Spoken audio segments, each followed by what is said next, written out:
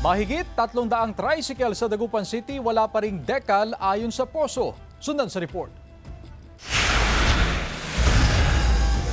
Aabot pa sa halos 10% o katumbas ng mahigit 300 pumapasadang tricycle sa Dagupan City ang hindi pa rin nakakabitan ng decal o regulatory sticker. Patuloy na hinihintay ng poso ang mga driver at operator para maikabit ang decal sa kanilang mga sasakyan. Ang problema, kulang daw sa dokumento ang ilang driver at operator kaya hindi sila mabigyan ng decal, tulad ng registration na manggagaling sa LTO. Na may mga ilan-ilan na lang hindi pa natin palitan dahil patuloy pa rin yung paglalakad nila sa may LTO. Bagamat tapos lang deadline sa renewal ng permit, tuloy-tuloy pa rin ng poso sa pagdidikit ng decal sa mga tricycle. Yun nga lang, kailangan ng magbayad ng penalty o late filing fee ang driver-operator dahil sa atrasadong pagpapakabit ng decal. Makailang beses na raw na nagbigay ng konsiderasyon ng LGU sa mga tsuper kaya walang dahilan para hindi sila tumalima. Nasa halos 30 tricycle driver ang miyembro ng TODA na ito sa bahagi ng Barangay Tapuac. Nadikitan na rin ng decal ang lahat ng pumapasadang tricycle dito. Bawal yun.